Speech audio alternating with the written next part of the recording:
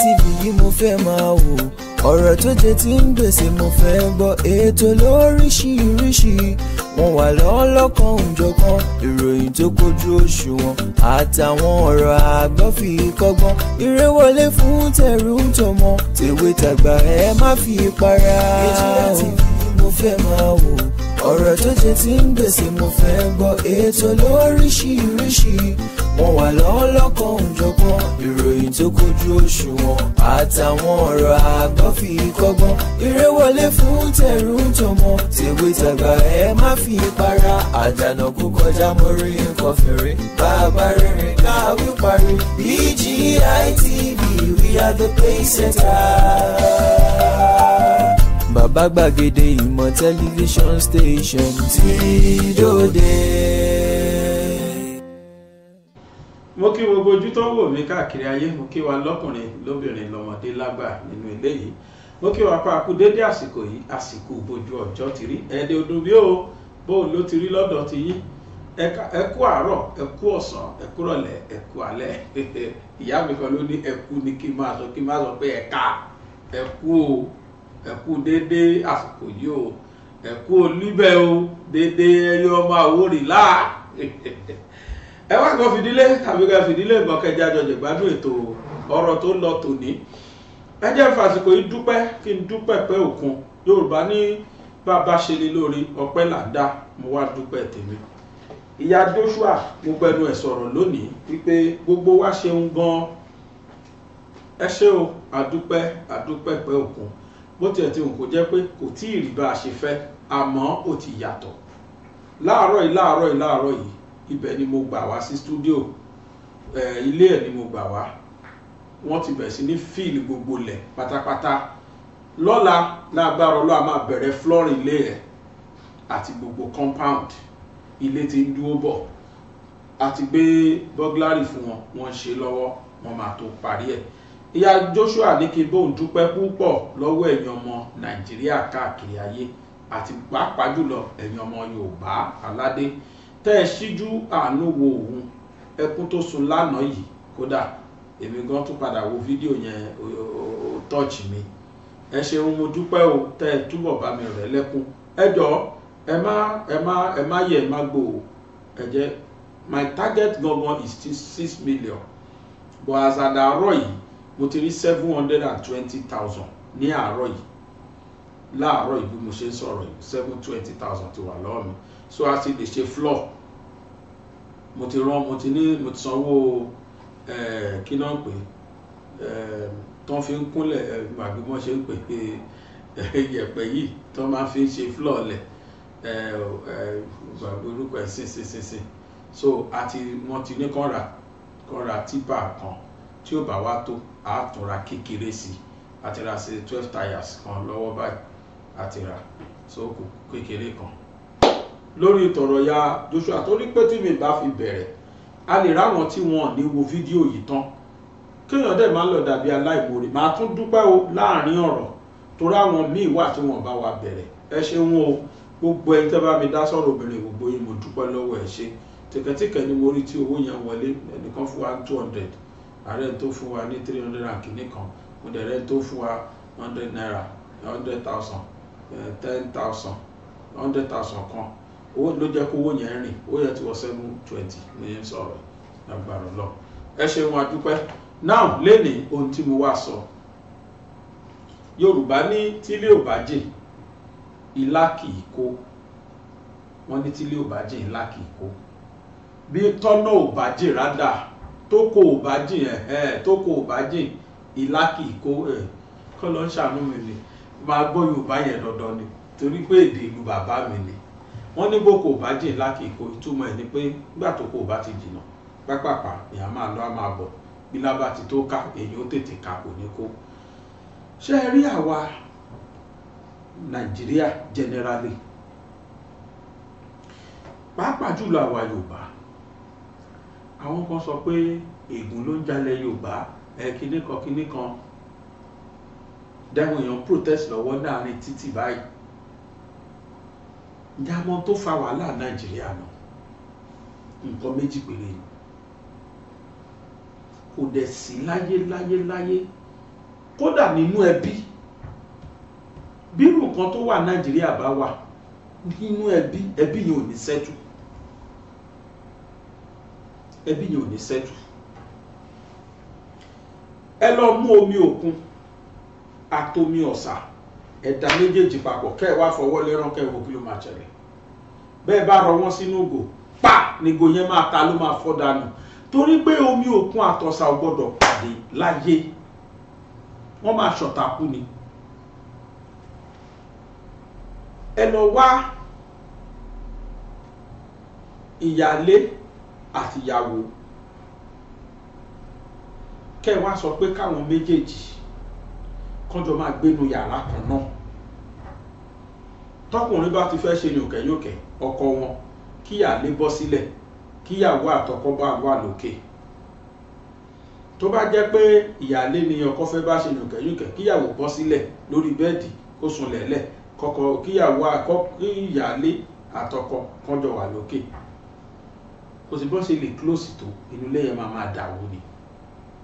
ṣùgbọ́n bọ́kọ bá fún wọn nílé lọ́tọ̀ọ̀tọ̀ tó ní kálukú dọ́mú ìyá ẹ̀gbẹ́ tí ìyálé ò mọ kí ní ìyàwó ṣe inú ilé tiẹ̀, ó likely o kọ́rẹ̀ wọn wọ̀ bó tiẹ̀ ti kò jẹ́ pé Yorùbá ní òrìṣà jẹ́ pé méjì rẹ̀ òrìṣà jẹ́ pé méjì obìnrin ò dénú.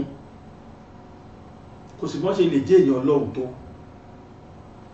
ànábì Ọlọ́run ànábì Muhammad sallallahu alaihi wasallam àwọn ìyàwó ẹ̀ fa aṣọ mọ́ Ọlọ́run báyìí, àwọn ìyàwó ànábì Ọlọ́run wọ́n fa aṣọ mọ́ Ọlọ́run báyìí, Ọlọ́run bí fìbínú sọ ayé àkàlẹ̀.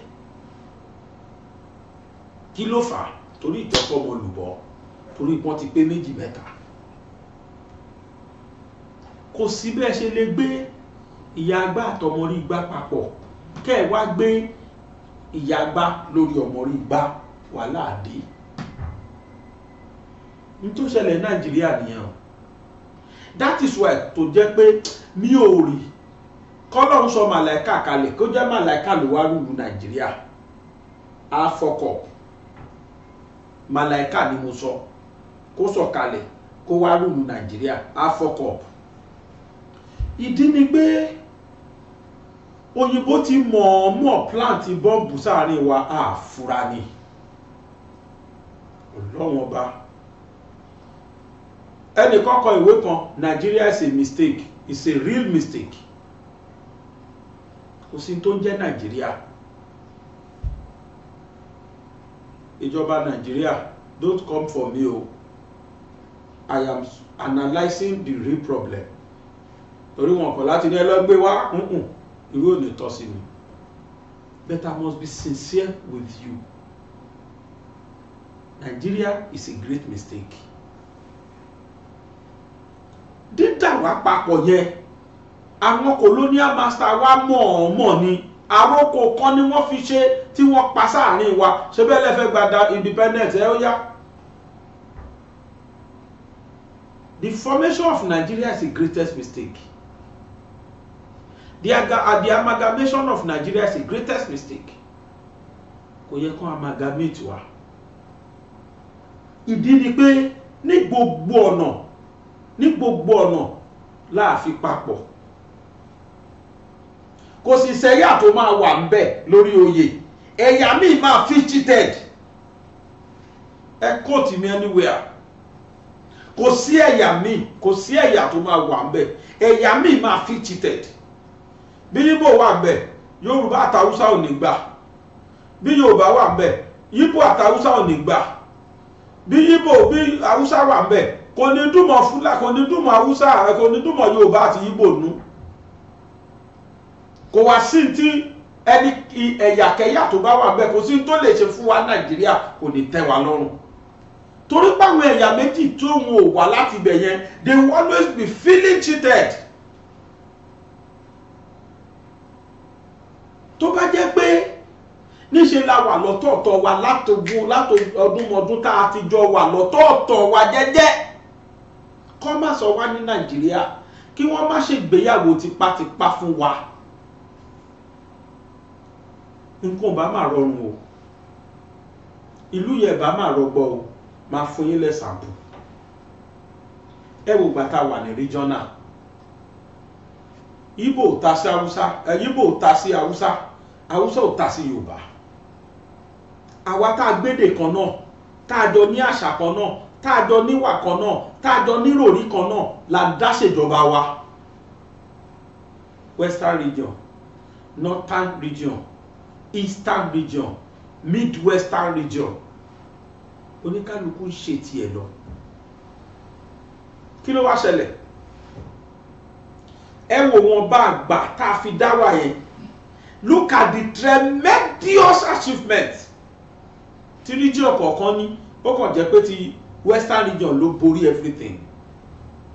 Torí pé that region now proved it to us that we are the most intelligent, we the Westerners. We are the most intelligent. Ló fà á tó fi jẹ́ pé 1960 independent wọ́n mọ̀ yọ kí là ń kó Yorùbá kó nú ọ̀rọ̀ àwọn colonial masters. Why? Because they knew it. Pé before kọ́dà two tribes tó lajú Yorùbá ti lajú. They knew it that pre-colonial era kí wọ́n tó colonize wa wọ́n mọ̀ pé Nàìjíríà ti ṣèjọba. Wọ́n mọ̀ pé Yorùbá ti ṣèjọba. They knew it that ọmọ Yorùbá ṣe control anyhow. Wọ́n wá wò pé àwọn fẹ́ fi Nàìjíríà lẹ̀ ṣùgbọ́n àwọn ò fẹ́ fi Nàìjíríà lẹ̀. Kí làwọn lè ṣe fún yín? Kò sí táwọn lè ṣe ju káwọn kí àbùkù lẹ̀ lọ. Lóòótọ́ wọ́n fi wálẹ̀ regional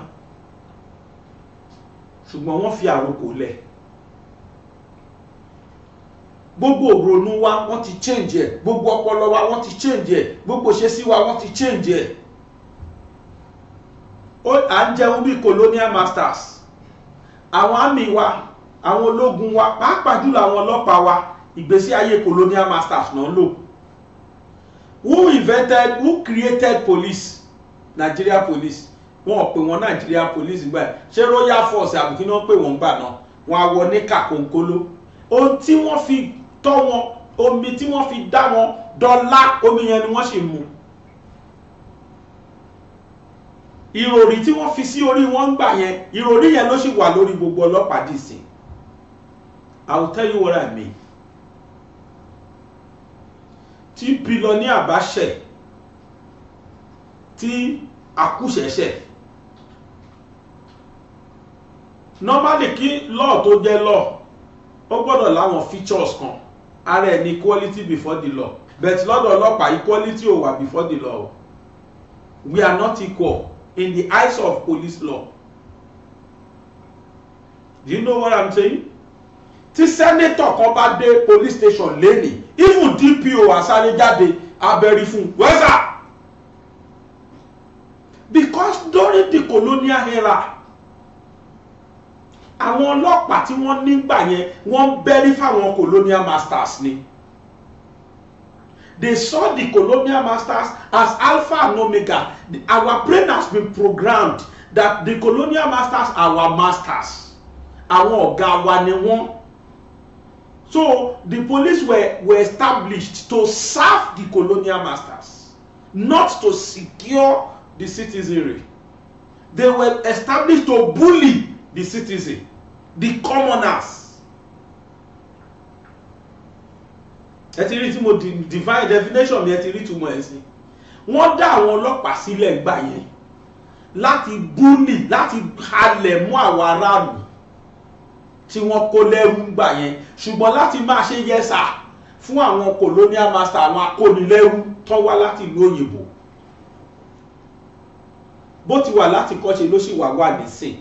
Tá a bá ṣọ́ra bẹ́ẹ̀ ni ó ti máa rí nígbà gbogbo ayé àìnípẹ̀kun àmì. Bó sì ṣe wà nígbà colonial master yìí, ó dáa, ọmọ sẹ́nétọ̀ pààyàn, pípààyàn ti le jù, ọmọ sẹ́nétọ̀ jalè, ọmọ mẹ̀kúnnù náà jalè, ọlọ́pàá wá kó wọn, ọmọ senators méjì, ọmọ mẹ̀kúnnù méjì, senator wá dàgbádá débẹ̀. Ẹjọ́ ṣé àárín ọlọ́pàá ló máa jókòó sí? ẹni tó máa kọ́ béèrè ní DPO ọlọ́ police station yẹn, ẹni tó máa kọ́ béèrè is where is your DPO. In fact kó tó wọlé gan ìròyìn àti kànbá DPO pé there is senator in our station tó ń wá ti fò dìde á ti bọ́sítà wá bá.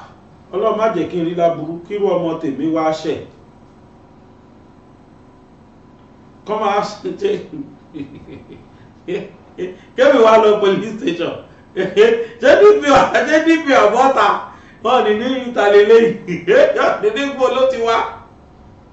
Bó ṣe rí nìyẹn because that was how it was during the colonial era. Ìgbésí ayé yẹn tí wọ́n fi lélẹ̀ táwọn colonial masters fi lélẹ̀ dọ́là ọ̀sẹ̀ làwọn agbófinró wa ṣe lò. Dọ́là ọ̀sẹ̀ làwọn agbófinró wa ṣe lò. Àyàfi ìkọ̀ọ̀kan láàrin wọn ló máa yarí pé no òun fẹ́ sọjọ́ bó ṣe yẹ tí ó bá wá ṣọ́ra n tó máa gba pakíkò lọ́rùn ẹ̀ nìyẹn torí wọ́n á wọ́rọ̀ míì sí lẹ́sẹ̀ tàbí kán gbé transfer ẹ̀ kó òǹbí tí ò tiẹ̀ ti ní rí station mọ̀ rárá wọ́n lè gbé lọ di fáìlì kó lọ máa bá fáìlì sọ̀rọ̀. That is Nigeria for you. Kí wá ṣe Nigeria o tí colonial master arókò tí wọ́n pa sílẹ̀ fún wa ni. That is why àwọn tó dúró nípò colonial master sìn òun làwọn olóṣèlú tí wọ́n wà ní public office tó jẹ́ public office holders. Àwọn ni wọ́n wà ní ipò colonial masters sìn. Ẹ máa ṣọ́ ṣerú mi lọ́lọ́pàá máa bá mi gbé báàgì dání ọ̀tí nílé sẹ́nétọ̀ mi ẹ lè bọ̀ ọlọ́pàá 6 tó máa lókùn lápá bóyá sergeant or inspector. Tí sẹ́nétọ̀ yẹn bá jáde bàbá tó sà yóò sá tọ́lẹ̀ sà yóò kọ́ máa sáré sílẹ̀kùn fún ìgbésí ayé colonial master. Torí ipò ti wà nípò tó higher than ordinary commoner. Ara àwọn àròkò táwọn colonial master wá fi sílẹ̀ nìyẹn. Ẹ jẹ́ ká lọ sí education. Ilé-ìwé táwọn colonial master dálẹ̀ gbà yẹn wọ́n ò dálẹ̀ torí ká lè wà educated, wọ́n dálẹ̀ torí kí àwọn tí wọ́n kàwé lè máa sọ fún àwa tá mọ̀ nǹkan kan pé ẹ gbọ́dọ̀ ráwọn colonial master fi. They established that institution in order láti máa fi intimidate commoner ni. Lónìí all our schools 90% of our public schools are no more working. Àwọn tó ń ṣiṣẹ́ ń bẹ àwọn tó dánú wọn á jẹ́ government school táwọn ọmọ olówó lọ tí kìí ṣe àwọn tálíkà. Iṣẹ́ àwọn colonial master ni nítorí ti program sínú brain wa ni. Ẹ lọ sí health institutions.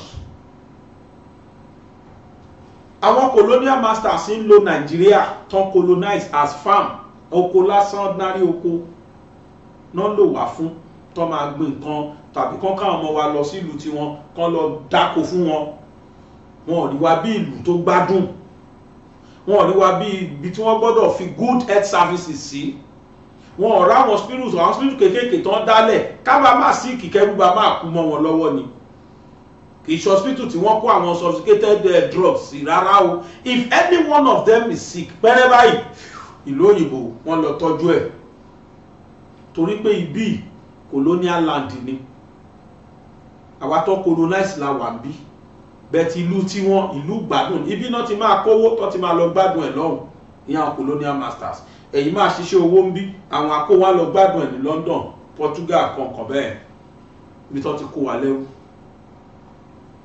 Ẹ́sà ẹ padà wo kí ló ṣẹlẹ̀ láyé ìsìn. Our hospitals are no more working and not working at all. Kò sáwọn oògùn tó gbádùn tó lè ràn wá lọ́wọ́ ń bẹ̀. Àwọn colonial masters wa wá ń kọ́ àwọn olóṣèlú wa torí bá fọ́ wọn bọ́ná lọ ìlú òyìnbó. They make money here, they enjoy it abroad. Ṣètìrí system tán fi sílẹ̀.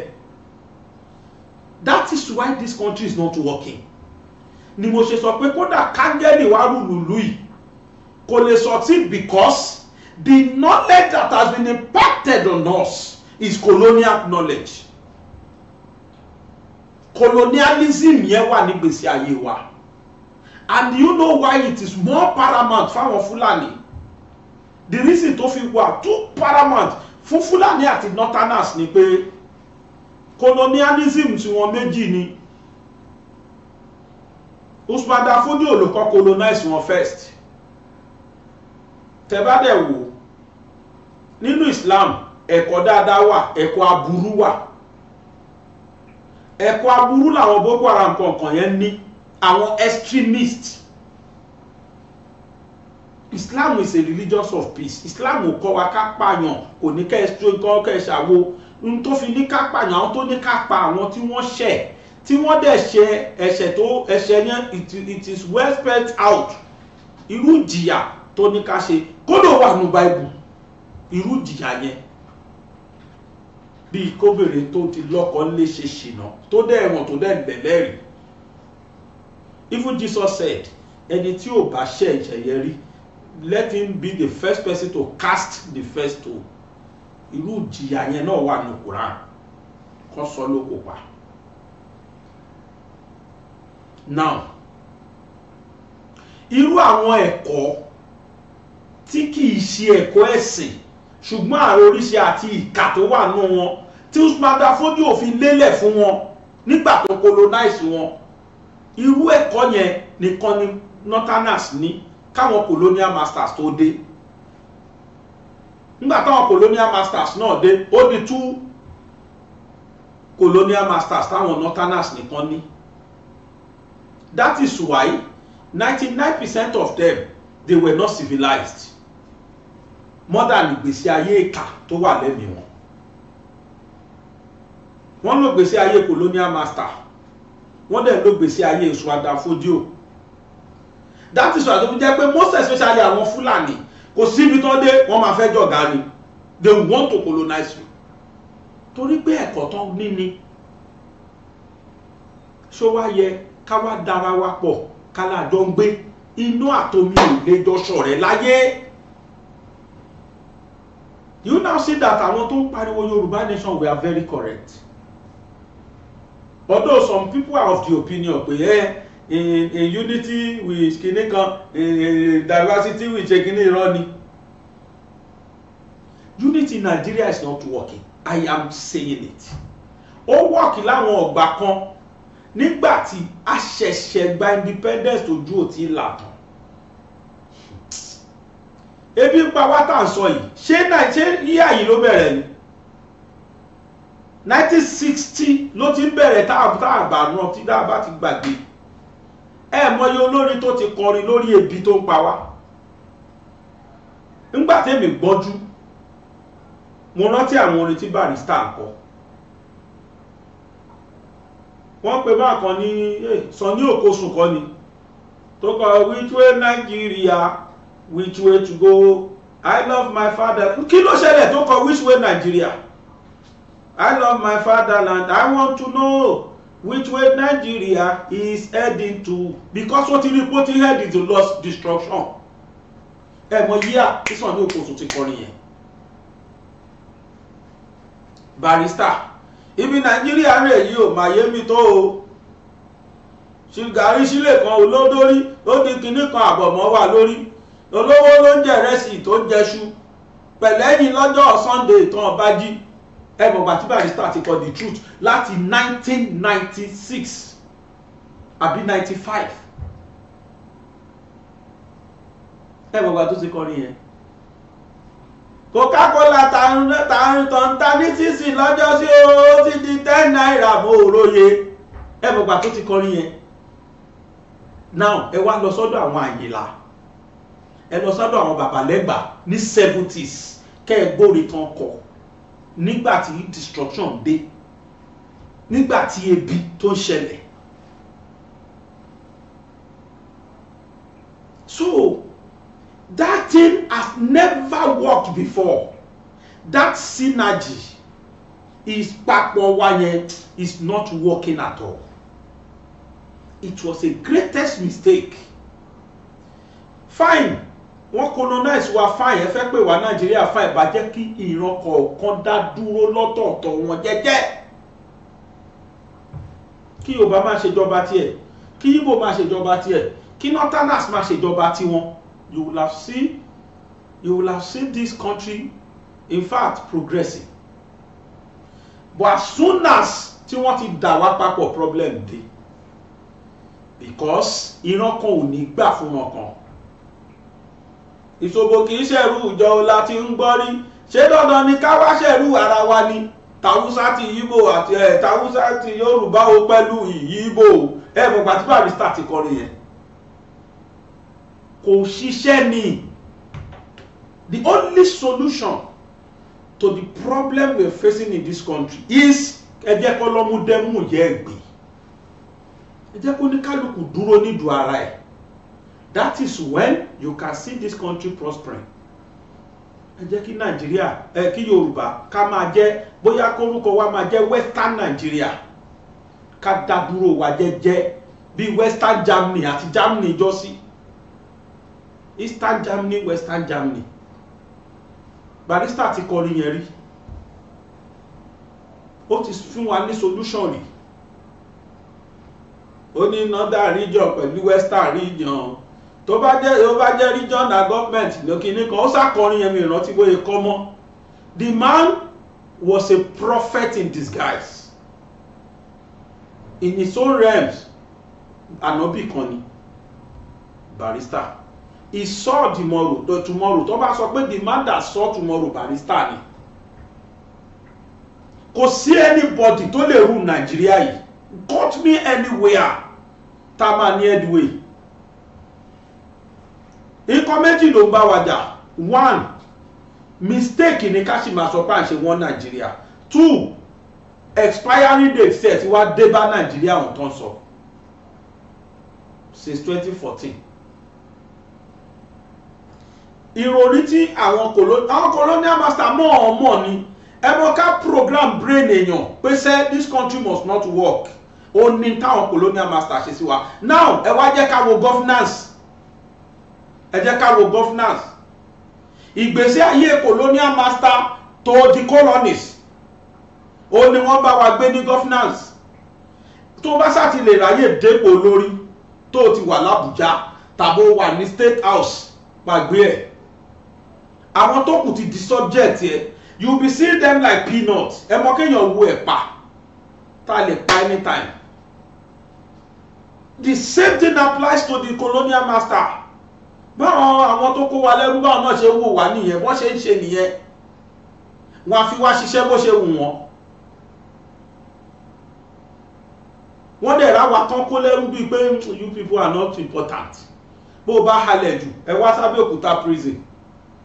Gbogbo ọgbà ẹ̀wọ̀n tán ṣe síbẹ̀ wọ́n ò ṣe fún ẹnìkan ọmọ Nàìjíríà náà ṣe fún tí wọ́n kó lẹ́rú. Gbogbo àwọn kó lẹ́rú lẹ̀ Yorùbá, gbogbo àwọn tó kó lẹ́rú lẹ̀ Yorùbá, ìwọ tó bá ti ṣe ẹbẹ̀ náà tí wọ́n mọ́.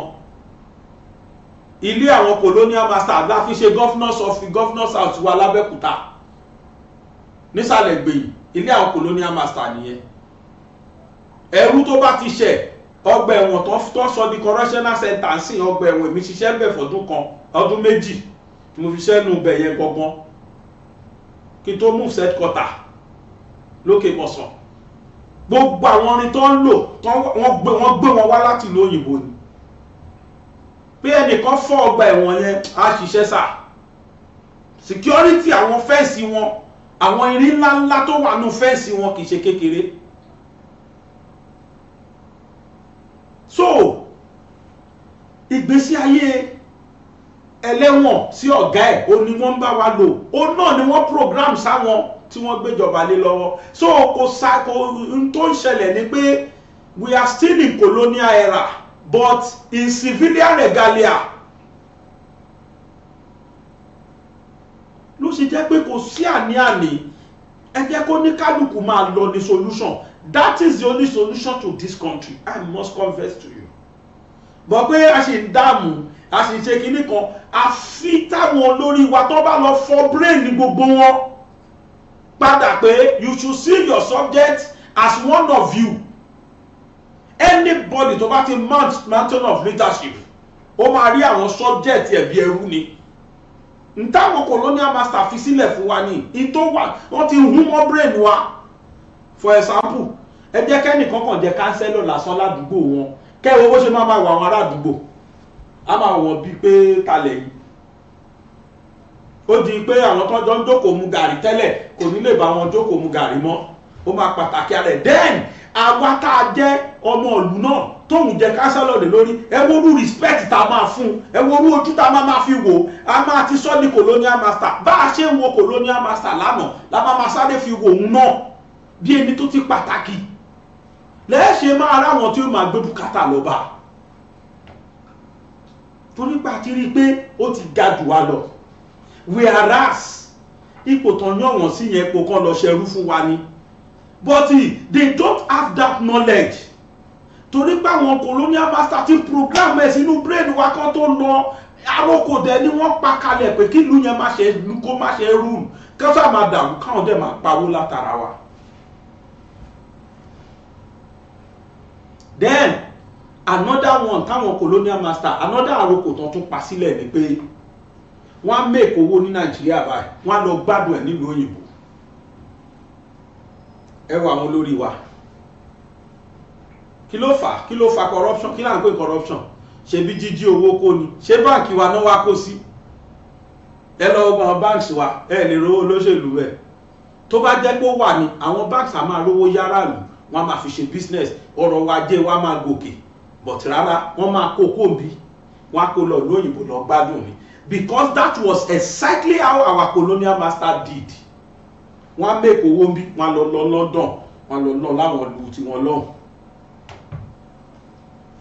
the same system làwọn olóṣèlú wa ń lò tó bá sáà ti di minister báyìí gbà pé ẹ̀ national cake ẹni máa kó 300 billion ẹni máa kó 500 billion ó kó tán báyìí ráú lẹ́ṣẹ̀ máa gbọ́ tí wọ́n lákàntì 10 ní Switzerland 20 account ní America kìíní kan Swiss bank kìíní kan bank káàkiri ayé ó ra lé 8 sí Dubai ó nìkan ra lé torí pé they are here to steal the money to make the money and take it out to spend exactly the way our colonial master did. Kí wá ní solution? The solution is to divide that country. Let every commoners, every common language speaker be on their own. Àwa táṣà wa èdè wa ìṣesí wa ìrònú wa tó jọ papọ̀ kó ní kálukú jọ wà bíi team by team. Now, kò wá tí ìṣàjọyọ̀ nú ẹ̀ o because ìyẹn ò tí ìṣàṣeyọrí. As soon as you divide the country, who are the ones that are going to be your leaders? The same politicians. And that was why you see some African countries tí wọ́n ti pín tí wọ́n ṣe succeed. Because the same brain náà ni wọ́n gbé kúrò ní country yẹn ni wọ́n gbé lọ sí newly formed country. The same colonial brain. The same colonial knowledge.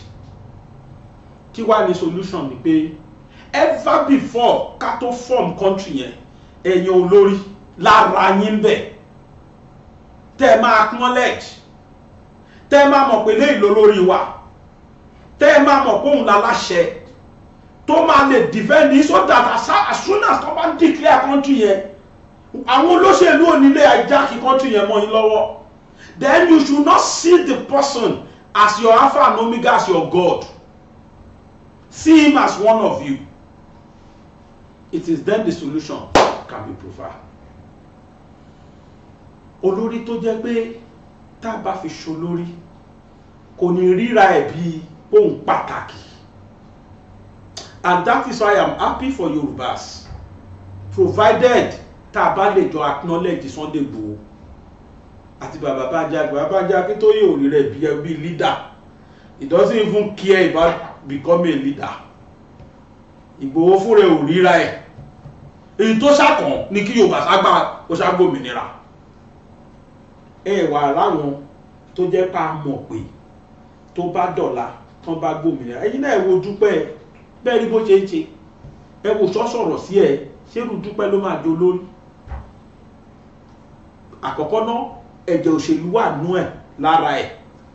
Olóṣèlú ni tẹ́lẹ̀ pure politician. Bá a bá gbàjọba tọ́yún dúpẹ́ yẹn lọ jo lórí ẹ gbàgbé ẹ̀ kò yàtọ̀ sí pé wà ní political era. Irú àwọn èèyàn bẹ́ẹ̀ sì kú o lára Yorùbá nation. Fish them out, make sure they never smell that mantle of leadership. Otherwise, if you can't buy Yoruba nation as my problem. Now I'll give you an example. Ẹ wo bàbá wa Awólọ́wọ̀. Ẹ wo bàbá wa Awólọ́wọ̀ jẹ́ premier Western region. Awólọ́wọ̀ lowered himself. Ó gún rẹ̀ wálẹ̀ pátápátá. Ó wá jẹ́ kí ìfẹ́ ìlú jọba lórí ẹ̀mí òun ju ipò tó wà yẹn lọ. Gbogbo bí Western region ṣe máa borí ló wà lórí ẹ̀mí ẹ̀. Ẹ lọ tún gbogbo ìlú òyìnbó pátá ẹ̀ lè bá káǹtì kan tó Awólọ́wọ̀ níbẹ̀. I am stand to be corrected. Ẹ lè rí àkáǹtì Awólọ́wọ̀ abroad rárá o. Ẹ lè rí pé Awólọ́wọ̀ ló ní Swiss account. Ní Germany kì í ṣe Awólọ́wọ̀, and he had every opportunity láti ṣe bẹ́ẹ̀ because kòkó tí wọ́n ń tà yẹn kí la fi dolówó ṣe bá agriculture ni. A máa ń kọ́ ń gbà yẹn pàápàá iṣẹ́ àgbẹ̀ ní iṣẹ́ ilẹ̀ wa, ẹni kò ṣiṣẹ́ a máa jalè, ìwé kíkọ́ láì sí ọkọ́ àti àdá kò ì pé o kò ì pé o. Wọ́n ṣe fi káwọn primary school nìyẹn. From primary school we were made to know that without agriculture your country is going nowhere, your state is going nowhere, your community is going nowhere. Learning Kokila is agriculture. We made all our farmers to run back to the urban. Mass rural urban migration wá ṣẹlẹ̀ rẹpẹtẹ. Gbogbo kódà Sànni mọdún tó ti kọ́ ni kò ságbẹ̀ mọ́ lóko, kò ságbẹ̀ mọ́ lóko, ara òkó ti darí wálé. Mọ̀gbà tí Sànni ti kọ́ wálé bí ń pa wá. Mọ̀gbà tí Sànni ti kọ́ nìyẹn. Gbogbo wa là wá white collar job. Yes now. So a máa padà sí di ìtàn, a máa lọ padà sípìlẹ̀, a lọ ka ìwé Awólọ́wọ̀ ìtàn ìgbésí ayé ẹ̀, báwo ló ṣe ṣèjọba tó fi jẹ́ pé Western region borí káàkiri Áfíríkà. Ó kọ́kọ́ láyọ̀ ọkàn, bàbá yẹn kọ́kọ́ ní ayọ̀ ọkàn náà, kò kí ẹ̀ lórí gbogbo owó ìlú torí kò fẹ́jú mọ́, owó yẹn ò fẹ́jú mọ́. Òun gan wà satisfied lẹ́mìí ara ẹ̀. Àwọn tó ń fẹ́ yàwó jù ń gbà yà àwọn oníkòkò ni, àwọn àgbẹ̀ oníkòkò ni. Why? Because they all became millionaire because there are markets that Awólọ́wọ̀ created for them. Ọkàn wọn balẹ̀ pé ṣé ẹ ti ká ire yín, ẹ fọkàn balẹ̀ kò lè bàjẹ́. Ó ti yan àwọn kòkó kọmitì kọ̀ọ̀kan tí wọ́n máa lọ bá àwọn àgbẹ̀ lóko láti ìgbà tẹ́ tí ń gbin kòkó tó máa fi dàgbà ní ìjọba involve. Irú ìgbésí ayé bẹ́ẹ̀ ni prosper la fẹ́ ṣe ní Yorùbá nation. We are going back to that era. That is what we are saying.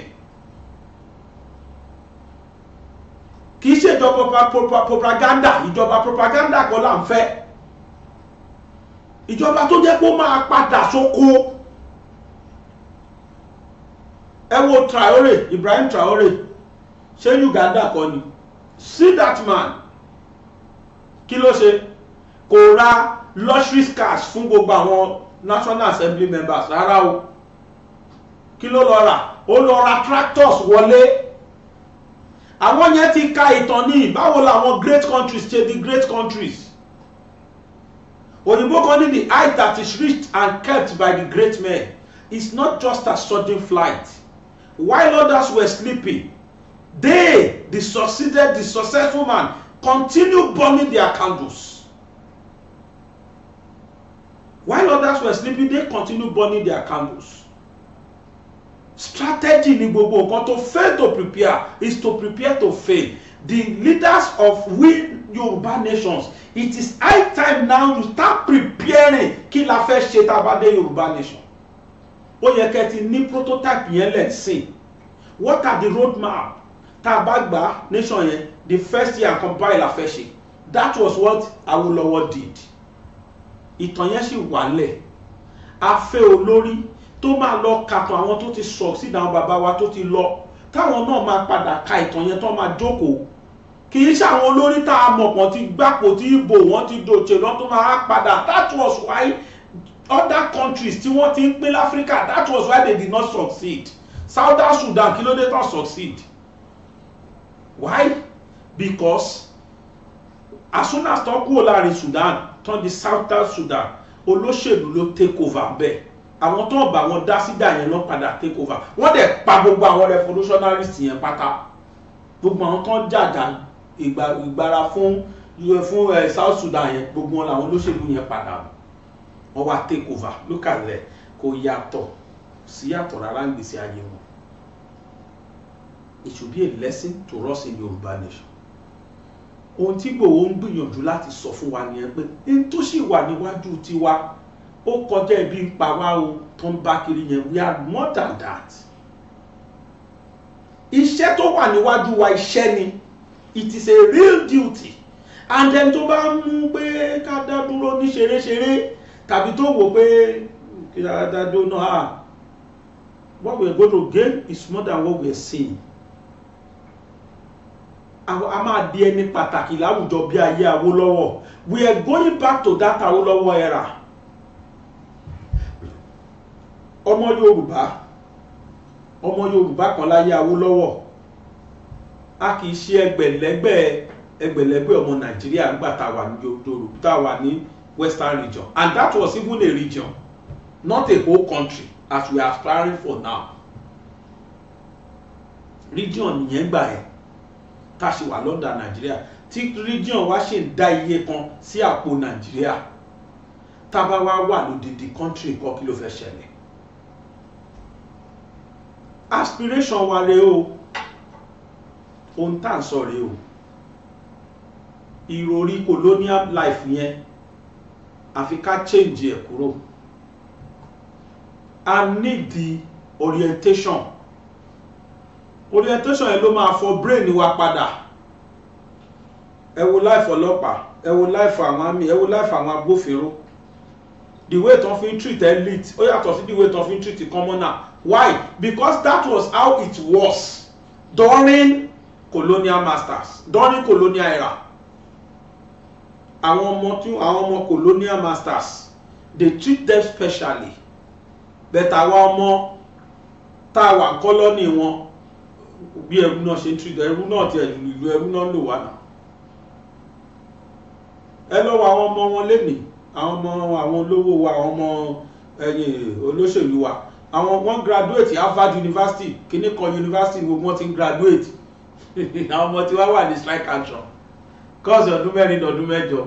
Èyí ta wá jẹ́ kò ṣe láìfi tó colonial master nìyẹn, ṣé kọ́lọ́nì kan la wà.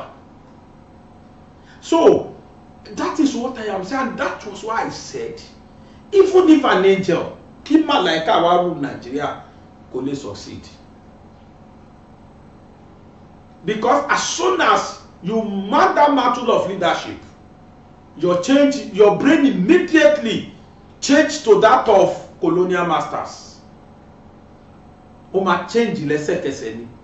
You will be treating your subject as if you've colonized them.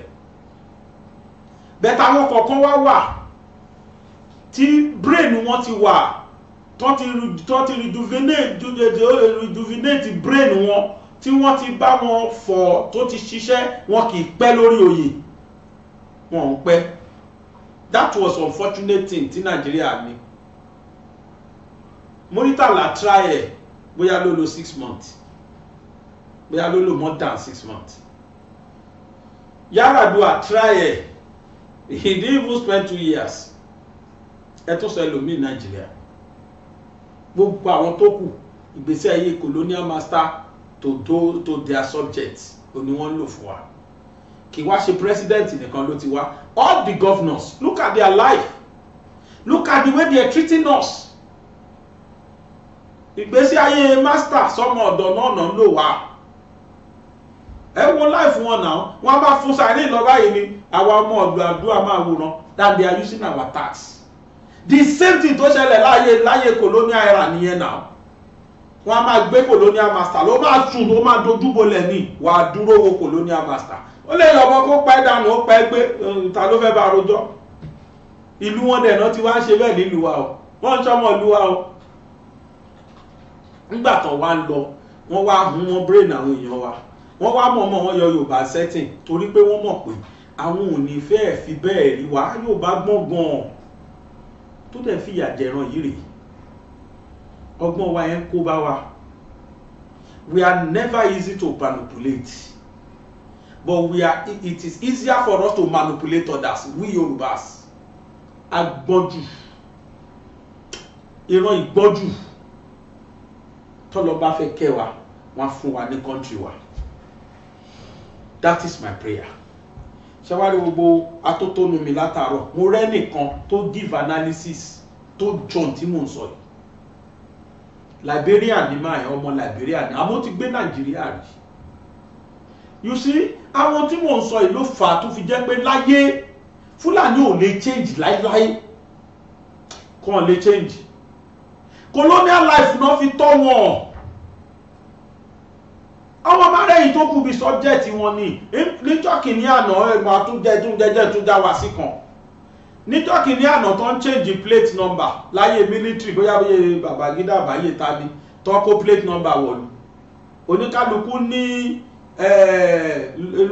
orúkọ tiẹ̀ tó ń jẹ́ àwa lógùn state olórúkọ tá jẹ́ Lagos state àwọn kan paysetter àwọn kan Sunshine state àwọn kan basket food of the nation oríṣiríṣi bẹ́ẹ̀ ńgbà Sókótó máa sọ tiẹ̀ kí ló sọ born to rule born to happy no that is their brain wọ́n ní born to rule ńgbà táwọn èèyàn wá ń gbé mú tọ́ nípa àwọn èèyàn sọ̀rọ̀ wọ́n ṣẹ̀ wá yí padà sí the seat of the caliphate lẹ́yìn ọdún kejì ẹ lọ kàtàn. That is their brain. Fúlàní ò ní ever rí yín pé subject lọ and that is why the present government ló ṣe ní wọ́n lára pé rárá sẹ́ wọ́n fẹ́ jẹ́ subject ni ó ní mo sọ fún wa pé kò lè work out. Ẹ wo bí Fúlàní ṣe ẹ wo bí Northern ṣe ké ẹ wo bí Igbo ṣe ké because Yorùbá ló wà ńbẹ̀ nígbà tí Igbo náà wà ńbẹ̀ tí South náà wà ńbẹ̀ we feel cheated nígbà tí Northerners wà bẹ́ẹ̀ we feel cheated ó dẹ̀ support àwọn èèyàn tiẹ̀ torí pé tó wà lẹ́yìn kò possible ni. Tìyálé tíyàwó ò lè gbénú yàrá kan náà kí wàhálà má sí. Ẹ lè fi North and South pole papọ̀ wọ́n máa attract ṣáá ni they will never repel. Ẹ lè fi positive and negative wire àpapọ̀ amúná wa ni iná máa là ṣáá ni amúná wa ni tẹ́ bá sì fi neutral síra wọn ẹ̀ tí lè tanná tẹ́ bá fi positive síra wọn ẹ̀ tí lè tan yín tẹ́ ṣe physics in school àtẹ̀yìn electrical engineer ẹja mi níran ṣùgbọ́n soon as tí negative and positive bá pàdé dandan nínú àtàn àyàfi even gan kò ní di neutral kan jẹ́ kó kàn neutralize ẹ̀ ni but negative and positive tó bá ti present kẹ́ wá kó negative ìyàwó àti positive ìyàlé papọ̀ wá láàmà àṣàrí wá máa dùn. Northerner ìròrí wọn yàtọ̀ sí tiwa colonial master kan péré ló colonize àwọn àti Igbo àwọn tí wọn méjì ni Fúlàní gẹ́gẹ́ pé wọ́n caliphate àwọn yẹn colonize wọn at the same time àwọn European colonizer àwọn náà tún wá colonize wọn. Ẹ wá ní kán ríwa bí èèyàn àwọn bá ríwa bí ẹranko ní ìgbésí ayé màálù náà wọ́n máa gbé àti ẹ̀kọ́ aburú tí àwọn Islamic extremists Muslim lèmi náà I am not an extremist. I don't see any other people as màálù. I see them as my friend. Islam kọ́ wa pé ká kó gbogbo èèyàn mọ́ra. Let's be friendly, live and let others live. Kódà ẹ̀kọ́ kan wà táwọn sọ̀sọ́lá ń kọ́ wa pé àwọn ará àdúgbò yín jẹ yín níwọ̀ o, kò sọ pé àwọn muslim tó wà ládùúgbò yín, no, ó láwọn ará àdúgbò yín ó ní ẹ jẹ wọ́n níwọ̀ kẹ́ ẹ ṣe dáadáa sí wọn. ó tún kọ́ wa pé tí mùsùlùmí kan bá kú ládùúgbò kan, Ọlọ́run máa ní káwọn màláíkà lọ bẹ̀, ẹ lọ máa gbọ́ nǹkan tó ń sọ lórí ẹni yẹn, ó ló máa kó díẹ̀ nu percentage tó máa gbé ẹwà lùdán náà lọ́hùn ní táwọn ará àdúgbò bá ń sọ ń pa ẹ̀. In tó sọ fún wa invariably ni pé you must be nice to people even in your street. You see the kind of ẹ̀kọ́ tí Islam kọ́ wa, but lónìí àwọn èèyàn ti represent ẹ̀sìn yẹn badly lójú gbogbo àwọn èèyàn, they keep hatred going among people. Àwọn kọ́ kò ṣẹjọ́ àwọn northerners, in tó wà ní brain wọn ni, in tí wọ́n fi àwọn tó colonize wọn tó fi colonize wọn ni, ẹ̀kọ́ tó pọ̀ sí wọn lára ni pé you should never be nice to people, see them as màlúù, treat them as màlúù. Lẹ́ẹ̀kan sí ẹ jẹ́ kí n fàsìkò ìdúpẹ́ lọ́wọ́ gbogbo ẹ̀yin tí ẹ bá mi ṣẹ́tù ìyá Joshua, ẹ ṣé gan, mo dúpẹ́ o. Mo ti sọ níbẹ̀rẹ̀ ọ̀rọ̀ yìí, tí mi bá sọ báyìí àwọn kan wà wọn bá wa bẹ̀rẹ̀ prógrámì wọ́n kàn wọlé láàrin ni, mo fẹ́ fún wa lésì níta àbábọ̀ látànà, mo fọlọ́ búra àwọn èèyàn dá wa lóhùn tó yà mí lẹ́nu.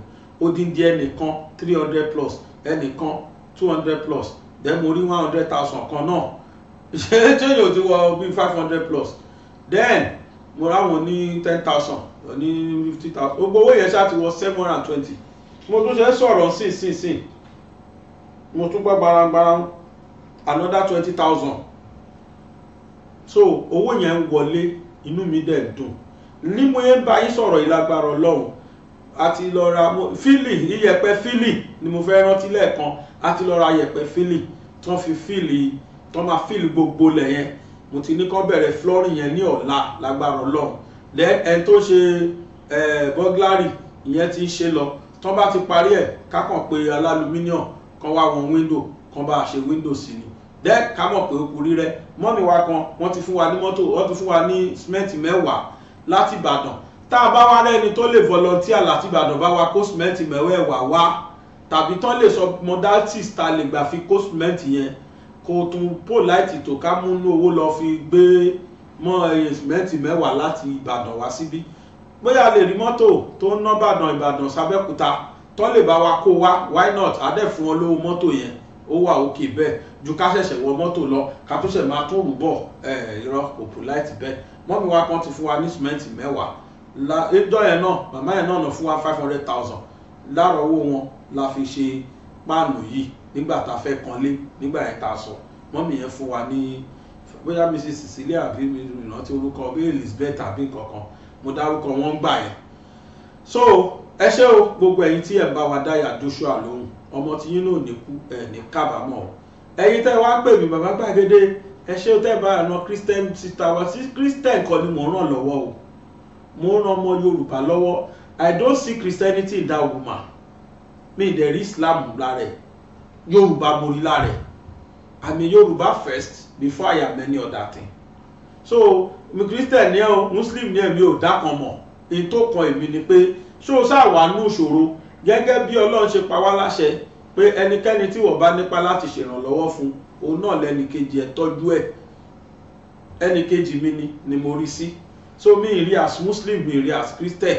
so kẹ́nìbọ̀dì má kì mí mọ́ lórí pé ṣeun tẹ́ bá rán sí Christian sister wa, rárá kò sí tó kàn mí pẹ̀lú Christian sister. in tó kàn mí ni ọmọ Yorùbá tó wà nú ìṣòro, báwo la ṣe fẹ́ jọ yọ kúrò ń bẹ̀, bí tèmi ṣe rí nìyẹn. so mi ò mọ Christian, mi ò mọ Muslim, mi dẹ̀ nítorí ẹ̀ ní kó máa bọ̀ ní Islam rárá o. tí Islam bá wùn, she is welcome, but tí ó bá kó dúró sí inú Christianity ẹ̀ kó máa lọ ṣọ́ọ̀ṣì ẹ̀. Ọ̀rúnmìlà lọ̀rọ̀ tèmi, ọ̀run ló mẹ́ni tí ó là, ó lọ̀rọ̀ tèmi. Ọlọ́run ẹlẹ́dàá mọ bó ṣe máa ṣọ̀rọ̀ ẹni kálukú wá sí lálùkìá o. bí tèmi ṣe rí nìyẹn, mi ò I don't force anybody to come to my religion. Yes, I'm a Muslim and I am totally proud of that Islam, but ìyẹn ò wá dìbà mi from helping anybody. Mùsùlùmí ni o, Christian ni o, kódà kó ṣe oníṣẹ̀ṣe tó bá ní problem tágbára mi bá kà máa bẹ́ẹ̀ sọ fáwọn èèyàn kí wọ́n ràn ẹ́ lọ́wọ́. That is my own life. lẹ́ẹ̀kan sí mo dúpẹ́ lọ́wọ́ gbogbo yín pátá káàkiri ayé, gbogbo ẹni tó bá mi dá sí, kódà lórí ẹni tó fún wa ní 500. Mo dúpẹ́ lọ́wọ́ yín mà, mo dúpẹ́ lọ́wọ́ yín sà. Èmi ò mọ̀ yín ṣùgbọ́n Ọlọ́run mọ̀ yín. Èmi kọ́ mò ń kọ́lé yẹn, bàbá gbàgede kọ́ ló ń kọ́lé o. Gbogbo ọmọ Nàìjíríà ló ń kọ́lé o. Me, I don't know anything about ilé. Alágbàtà lèmi jẹ́. Èmi kọ́ jẹ́ mẹgafóònù ni, olùránṣẹ́ lèmi, ẹrú yín lèmi jẹ́. Ẹ̀yin gangan tẹ́ ń náwó gangan lẹ̀ ń ṣiṣẹ́ yẹn. Èmi kọ́ ni mo nílé, mi kọ́ mo kọ́lé fún ìyá Mary, ẹ̀yà Joshua, ẹ̀yin ọmọ Yorùbá aládé ọmọ Nàìjíríà, torí ó lè jẹ́ Ìgbò náà fún wa lówó àlè sọ. So ọmọ Nàìjíríà yìí náà ẹ̀yin lẹ̀ ń kọ́ fún. Kò nídìí kẹ́ ẹ dúpẹ́ lọ́wọ́ mi. Gbàgede ẹ ṣeun kí n mo ṣe. Tá gbé mi dìde fún ni mo ṣe. Kò nídìí dúdúpẹ́. Kódà mi nídìí award. Ẹja fún láwọ̀ for what? Kí ni mo ṣe? Kí mo ṣe? Kí lè big deal tó wà nú ẹ̀? Ẹni nígbà tí ó ṣe mi mo náwó, tí ìṣọwọ́ mi ló ti wá. Ìwọ̀nba tọ́lọ́ bá fún mi máa ná sí. A máa pàdé ẹ̀ lálùkẹ́ àwọn bọ́lọ̀ ṣe dá mi ní. Ẹ ṣeun mo dúpẹ́. Ẹ jẹ́ ká lọ bọ́rọ̀ lẹ́nu máa yẹn kí n máa fi yẹn ṣe lọ. Ẹ ṣé o.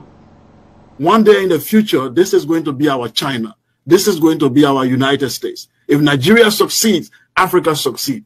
Every African, especially if you live in West Africa area, I'm not talking about regular people, but people who really analyze issue, you will know that Nigeria was the hope of the continent. But unfortunately, in the last 10 years, we've seen Nigeria going down the drain. We've seen Nigeria promising future now becoming dashed, and we've seen that it seems that there's no hope. So when people are making a lot of analysis, I come in and tell them that this is my own understanding. The problem in Nigeria is a summary of what is happening in all of African countries, which is number one, the way we got independence, the institutions that we inherited were not decolonized. It's like the colonial masters made a deal with people we call freedom fighters, and they replaced them. They just replaced the white Oyibo with our black brothers who continue the colonial legacy. And I will give you an example. Your police is a typical colonial police. During the colonial era, the police was meant to protect the colonial elite. The police was there to beat up the people, subdue them, and terrorize them to protect the colonial masters. That's what the African police do now. That's what the Nigerian police does. The elite of the colonial era, they were bourgeoisie who lived in Africa, but then their real home is London. Their hospital is Paris. When the colonial masters get sick, they take them to Lisbon, they take them to Paris, they take them abroad to go to get treated in the what they call the metropole. And the Africa was the farm, was the place they work, was where is where you extract the natural resources. The London is where you go to enjoy it. Our elite are following the same pattern. The educational institutions were designed to make the colonial masters to look like saviors and tell the people who have been exploited to appear as if they are being indebted. They have to be grateful to the colonial masters for giving them education. Why that education was actually a miseducation. If you watch our education today, it followed the same pattern. The religion was created to pacify the public in order for them not to stage a revolution. The colonialists were in bed with the religious masters. They tell the people to calm down. In fact, our traditional rulers, some of them were compromised. Those of them who refused to compromise were removed from their throne. If you compromise with the colonial system, then you remain on your throne. Today is the same thing. Our traditional leaders have to compromise with the men in Abuja. The unknown forces in Abuja, in the capital, they have to connive with them to destroy your destiny. Now, all I'm saying here is that the colonial system continues, but it has just changed face. It just have a black face on it. So I say this to tell you, when people say, let's divide Nigeria, let's break up the country, let's have a Yoruba nation, let's have a Igbo nation. As a Pan-Africanist, I'm sad because our philosophy was to create a black United States of Africa. So when we see now that a country like Nigeria cannot survive, that means that our theory has been debunked. But here is what we tell people. It doesn't matter if you divide Nigeria today into 7 countries, the same elite who are in bed with London, who are in bed with these forces in Europe, they will be the same elite who will take over this country. Example, South Sudan and Sudan. Did South Sudan become better after they broke out from Sudan? I don't think so. Many countries are broken up in Africa after independence, but it was the same elite who were transported to those new countries. The main people who wanted actual freedom were killed, were removed. Those who wanted real transformation were replaced with the bourgeoisie. Then the second thing I want to say, the forces, the internal forces that are working in African countries are against the people. If you look at Nigeria very well today, you can determine the future of Nigeria by looking at the forces that are controlling Nigeria. What are these internal forces? One, the religious group. I grew up in northern Nigeria. I went to school there. I was born a Muslim. I studied the Quran. I went to, if you have been to Niger State, Mina, if you know the institution called IET, Islamic Education Trust in Mina, controlled by Sheikh Ahmed Lemu. Those are the people that brought me up. They gave me scholarship. I went to that school in New Horizons College. I graduated there. I learned the Quran. I was a Muslim until I started traveling, and I decided to put religion aside. What I saw in northern Nigeria is that these people were colonized twice.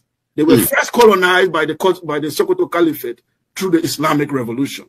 They were still under that colonialism, then the British colonialism came. So they are not in alignment with you in the South. You don't understand. They are operating under 2 influence of colonial culture that they have inherited. One, they inherited an extreme version of Islam called Wahhabism, which even Saudi Arabia is trying to abolish and embrace modernity.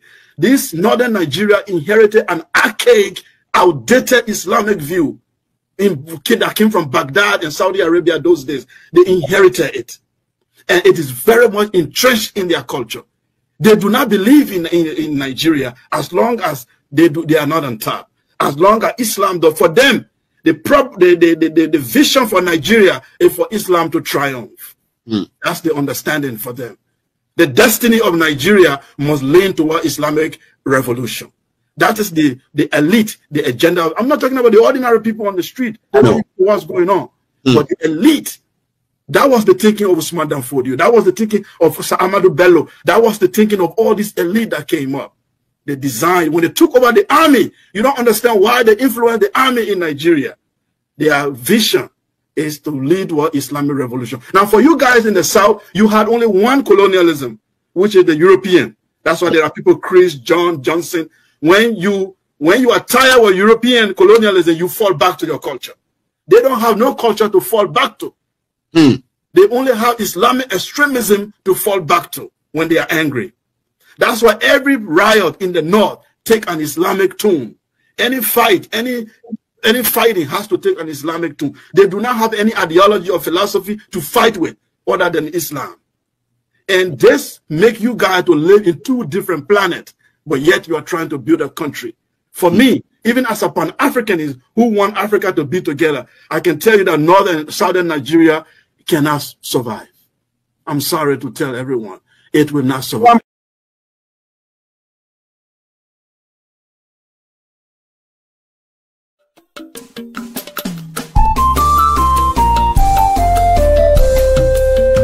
BGI TV yìí mo fẹ́ máa wò, ọ̀rọ̀ tó jẹ tí ń gbèsè mo fẹ́ gbọ́, ètò lóríṣiríṣi wọ́n wà lọ́lọ́kan òjọ̀kan, ìròyìn tó kojú òṣùwọ̀n àtàwọn ọ̀rọ̀ àgbọ́ fi kọ́gbọ́n, eré wọlé fún tẹ̀rù tọmọ, tèwe tàgbà ẹ má fi para. BGI TV mo fẹ́ máa wò, ọ̀rọ̀ tó jẹ tí ń gbèsè mo fẹ́ gbọ́, ètò lóríṣiríṣi wọ́n wà lọ́lọ́kan òjọ̀kan, ìròyìn tó kojú òṣùwọ̀n àtàwọn ọ̀rọ̀ àgbọ́ fi kọ́gbọ́n, eré wọlé fún tẹ̀rù tọmọ, tèwe tàgbà ẹ má fi para. Àjànàkú kọjá mórí nǹkan fèrè, bàbá rere káwí parí. BGI TV, we are the pace setters. Bàbá gbàgede ìmọ̀ tẹlifíṣọ̀n station tí dòde.